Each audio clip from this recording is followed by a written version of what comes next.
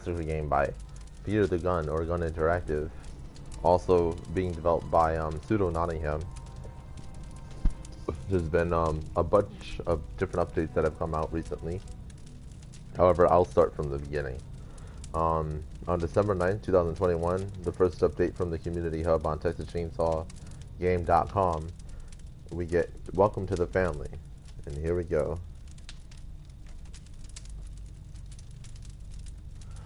Gunn set out to once again put players in control of some of the most notorious names in horror. This time around, we brought the whole family. Asymmetrical multiplayer horror is nothing new to Gunn, creators of Friday the 13th the game. But working with a team of killers, well, that's a whole new world. While it's true that most folks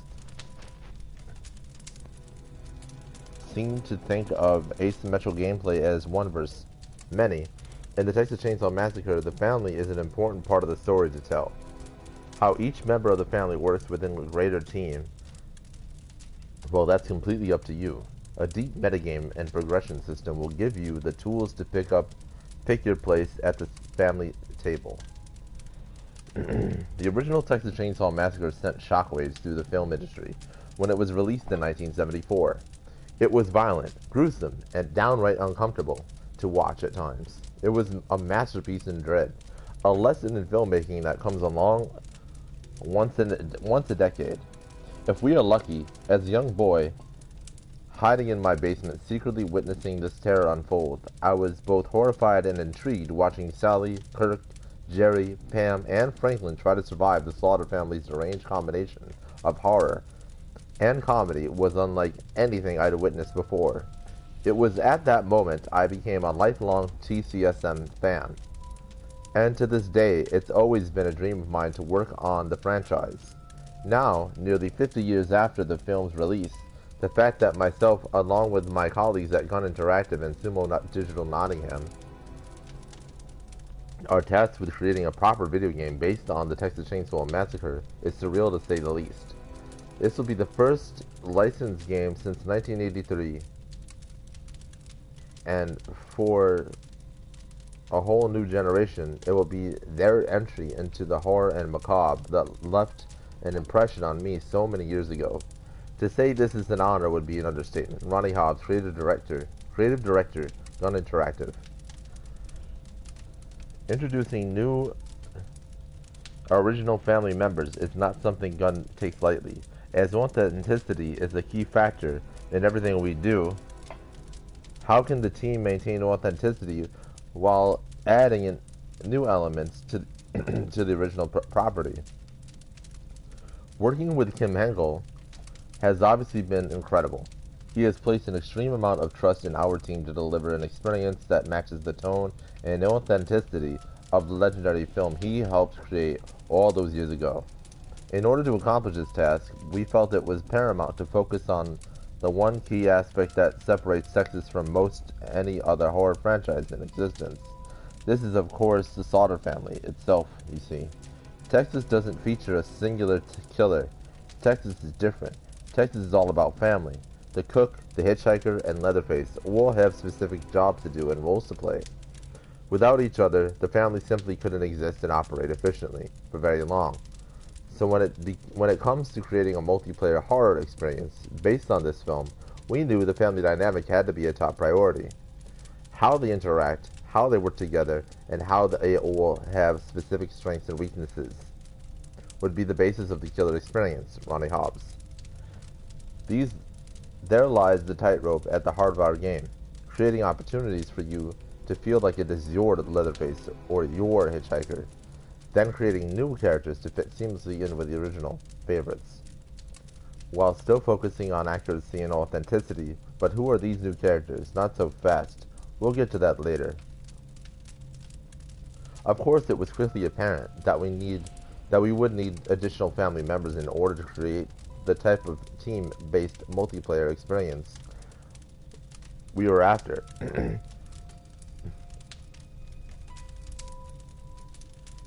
As interesting as the cook, hitchhiker, and Leatherface are, three killers simply wouldn't be enough to sustain the game for long periods of time. We needed more. Luckily, Kim Henkel came through again to help us solve this issue.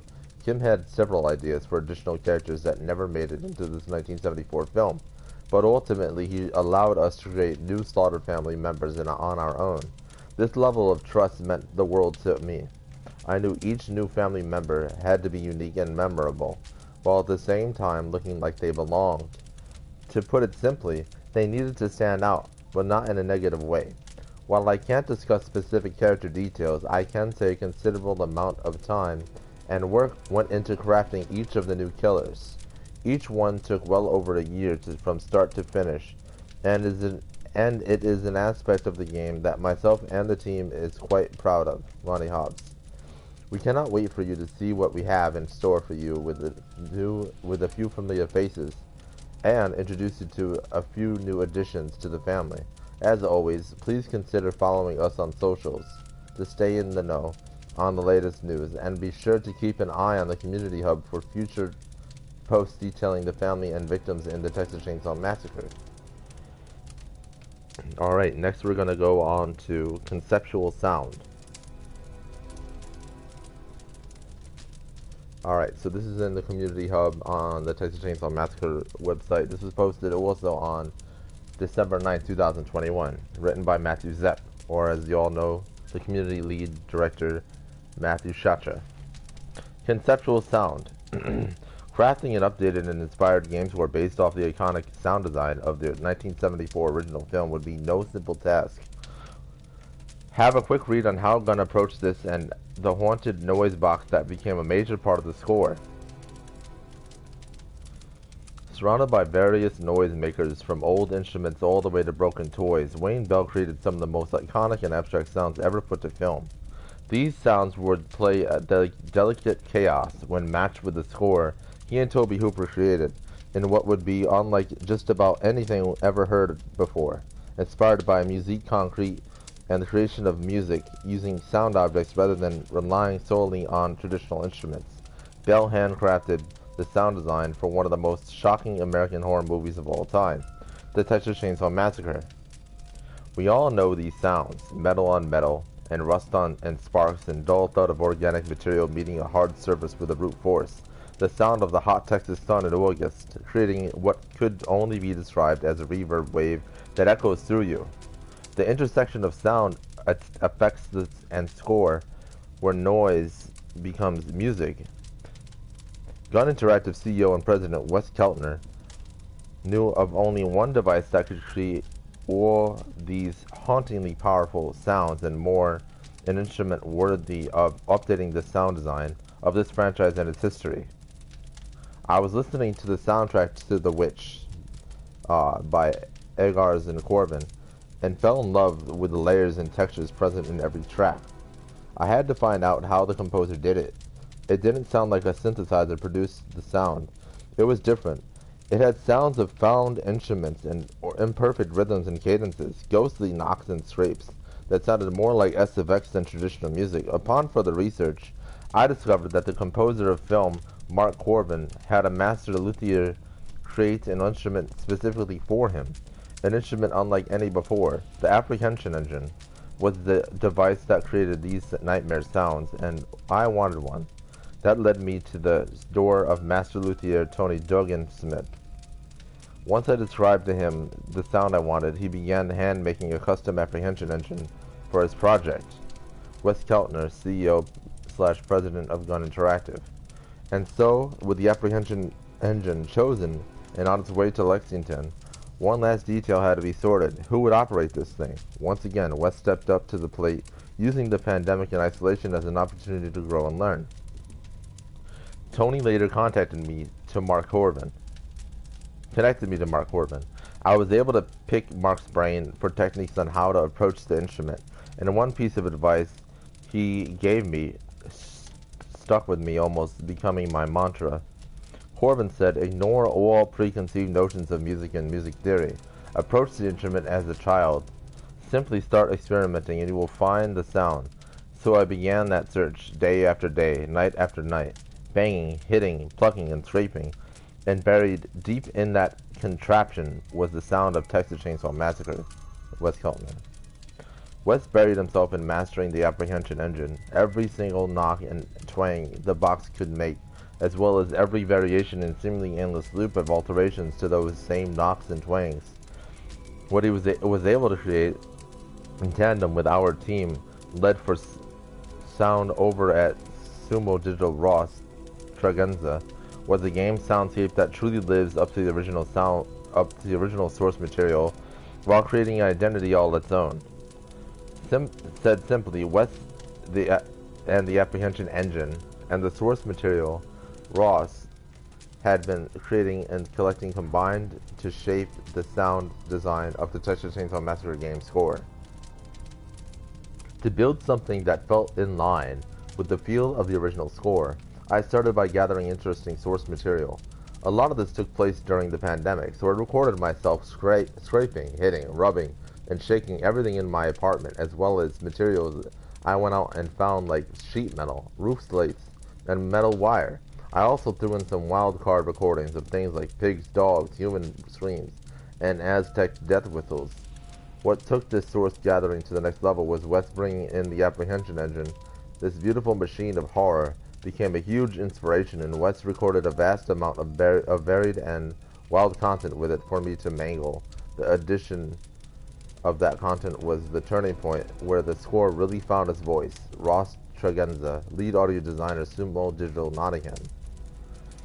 We have so much more to share on this topic and many more all in due time. Keep an eye on the community hub and consider following along on socials to stay in the loop and up to date on all of our upcoming news and announcements. Next, we're going to go to the art of authenticity. Alright, this is also an update to the community hub from December 9, 2021, written by Matthew Zepp. The art of authenticity. Authenticity is a vital part of what we do here at Gun, but that authenticity runs deeper than just hero art. For the Texas Chainsaw Massacre, we didn't just recreate locations and characters. We recreated a whole time and place in Texas. Authenticity in any game industry can mean a lot of things. If you've played the Friday the 13th, the game, you've most likely noticed the detail in the different film versions of Jason Voorhees. Locations recreated in-game like Packanack, Lodge, Higgins Haven, and Camp Crystal Lake. These hero assets have to be exact to deliver a feeling of authenticity, but there can be so much more to this than just hero assets. What types of flowers grow along Quick Hill Road in the summer in Texas? That level of authenticity is what we strive for, and the Texas Chainsaw Massacre afforded us many opportunities to explore, dig deeper, and explore some more locations like the family house and gas station, items like Leatherface's mask and chainsaw. These hero assets would all be scrutinized to near absurd degrees, but along with what we would need to examine the textures of the sun-soaked asphalt, the colors and tones of a Texas sunset, and sunrise for that matter.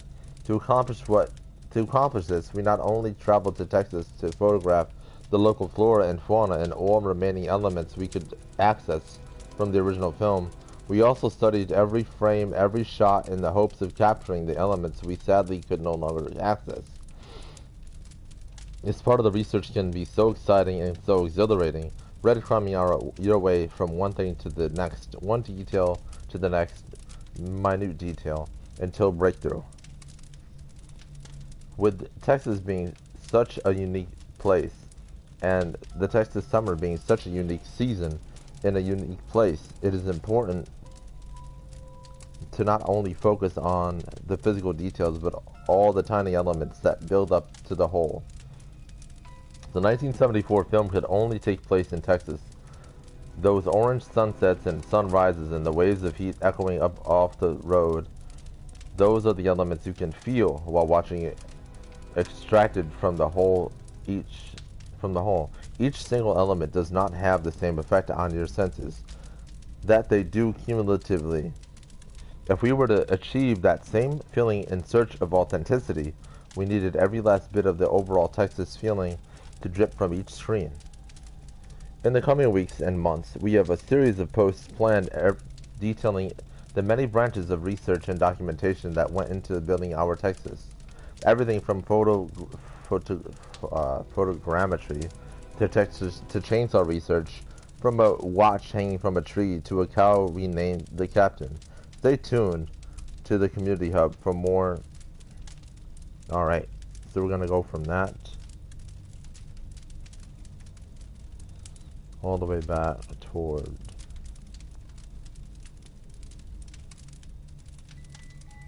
alright, now the most recent two updates. This one is from February 14, 2022. A new take on asymmetry. February 14, 2022, written by Matthew Zepp. A new take on asymmetry. Gunn first tackled asymmetrical horror with the 1v8 structure of the Friday the 13th for the Texas Chainsaw Massacre. We knew we needed a family dynamic. A new take on asymmetry. Check out this latest from the community hub on how we built from the ground up with a new structure in mind. Asymmetrical multiplayer can mean a lot of things, but in recent times we know what we all think of. One brute, one beast, one overpowering entity battling a team of seemingly outmatched human opponents that if they work together can best the beast, commonly referred to as the 1v-many structure for asymmetrical gameplay. Asymmetrical horror games work extremely well. With this structure, the horror films we all know and love are often the exact same formula. The local teens all talk collectively and discover the boogeyman as well as what it will take to defeat him, even if only one teen is left standing. When the credits roll, as the group of protagonists gets smaller, the methodology to defeat the monster becomes clearer. In video games terms, as the camper's survivor's victim side dwindles, the match is ratcheting up toward the completion of set objectives. The killer might have a one-on-one advantage, but all of the fallen soldiers along the way have helped level that playing field. To put it in Friday the 13th words, all you need is the car keys and you're gone. Gun Interactive and the breakthrough hit Friday the 13th game helped pave the way for asymmetrical horror video game experiences. But the 1v-many structure made perfect sense there. Jason vs. Counselor, the team at Gun have always taken a franchise-first approach to the titles we work on. Every design decision being made with the franchise in mind. Said simply, the Texas Chainsaw Massacre is more than just Leatherface, and asymmetrical structure should reflect that. We never want to make the same game twice. You either innovate or imitate, and I don't have to tell you which one makes for a better game. Everyone at Gun prefers to innovate and push the genre forward. How do you do this? Well, when it came to the design of Texas, we knew that 3v4 was different. All the mechanics and features are built around this fundamental rethinking of asymmetrical multiplayer. Additionally, when you look at the 74 film, you'll note that there's an entire family to deal with, not just Leatherface, so it felt natural to have 3 killers chasing victims. Wes Keltner, CEO, President, Gun Interactive. With a rough idea on the structure of each match defined, the time came to test elements against that structure. Level design, gameplay design, character design, and attributes and balance all would be affected by the structure of the match. We love a good challenge, and there are massive amounts of balance required to make 3 killers feel and play uniquely while still providing exciting gameplay. When you have 3 killers and 4 victims running around a game space, you spend a lot of time on level design, creating shadows and items to hide behind mixtures of open rooms and to move slowly through, while hallways become natural choke points that players can move quickly through to find the next hiding spot. With 3 killers chasing you around, it can be overwhelming. It was also our responsibility to assure that each level creates exciting moments, drenched in terror, but ample spots to catch a reprieve and make your next move. Wes Keltner, CEO, President, Gun Interactive. Ultimately, 3v4 was a structure the team found most enjoyable for the experience in the Texas Chainsaw Massacre. This match structure allowed us to keep the family feeling powerful, but not overpowering, and the victims feeling somewhat helpless, alone, but dangerous if organized. The asymmetrical aspect in the Texas Chainsaw Massacre became a part of the moment-to-moment design of the game, more than just a bullet point in a design document. And now the most recent post that came out today, on February 21st, 2022, written by Matthew Zepp, missing Maria Flores. How exactly did our cast of victims end up in the clutches of the slaughtered family? The answer lies in the disappearance of Maria Flores and a chance encounter at a small gas station on the edge of town. An old AM/FM radio crackles in the distance. The search continues in Muerto County for a missing University of Texas student. The Sheriff's Department says that Maria Flores, a native of Uvalde, was last seen near the town of Newt more than 2 months ago. Her vehicle was recently discovered abandoned along Country Road 172. With officials reporting no signs of foul play, authorities are hopeful that the expanded search into nearby communities of Harlow and Chinatown will unearth new leads. Family and friends are urging anyone with information regarding her disappearance to please come forward. You might remember this broadcast from the reveal trailer narrated by Texan content creator Sheriff Eli. And if you're paying close attention to the clues on our channels, you probably are having the "oh, I get it" moment right now. The Maria missing poster seen tacked to a tree outside the iconic gas station. Well, what's the story here? Just who is Maria, and what does she have to do with our victims in the game? While writing Maria's backstory, some of which you know from the radio broadcast script, we wanted to make sure we gave her character a full treatment. Maria is missing, yes, and therefore is not a playable character in our game, but still deserved to have her own personality and background. So what we have here is a road-tripping college student with a passion for photography. While exploring Texas during wildflower season, Maria hoped to photograph the bluebonnets, Indian paintbrush, and numerous other flowers that spring to life in and around central Texas this time of year.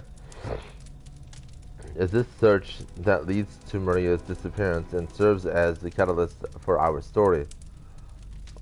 All her friends and family and the local sheriff for that matter, know is that Maria has seemingly gone missing overnight.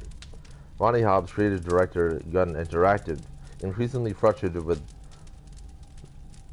the local law enforcement and the lack of actionable leads. Maria's younger sister, Anna, accompanied by some of Maria's friends from college, set out to follow the last known tracks Maria laid down in the hopes of finding something that may help move the investigation forward.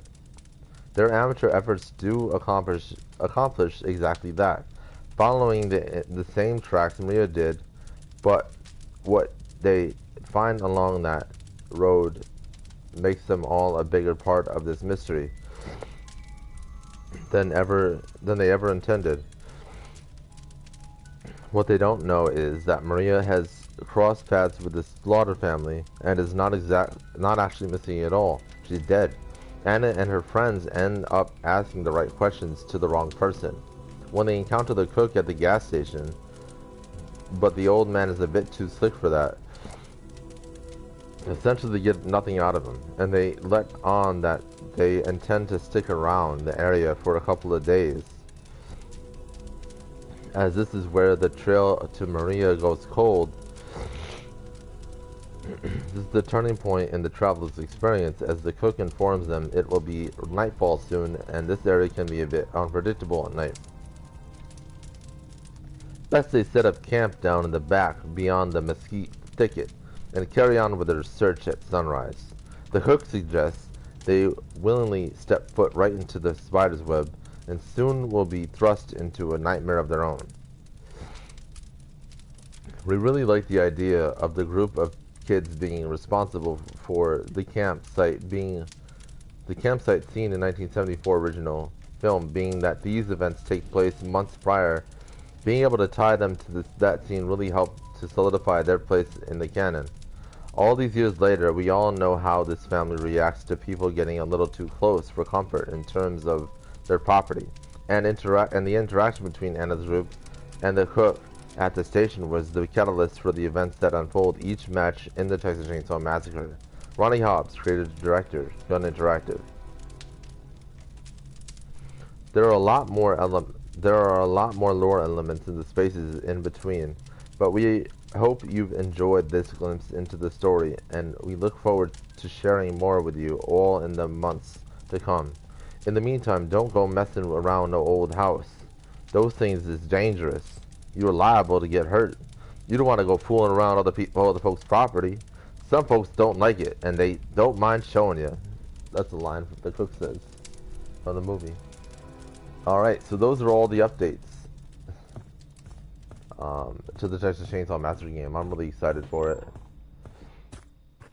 I can't wait till it comes out, and like I always say when I talk about that game, I hope it is everything that this game could not be. I hope that the Texas Chainsaw Massacre game can be everything that Friday the 13th wanted to be but couldn't be. I hope that they are able to, that Gun Interactive is able to achieve that with the Texas Chainsaw Massacre game. And I think they have that potential. I think they'll be able to do it. I think they can do it this time. And so it's very exciting. And I can't wait for the next update. I can't wait to see what they have in store for us next. Alright. But yeah, everything here is legendary, and I feel like everything that they're coming out with soon will be legendary as well. And I can't wait to see what Gun Interactive has in store for us next. If you enjoyed this video, be sure to hit the like button and please subscribe for more content. Thank you so much for watching.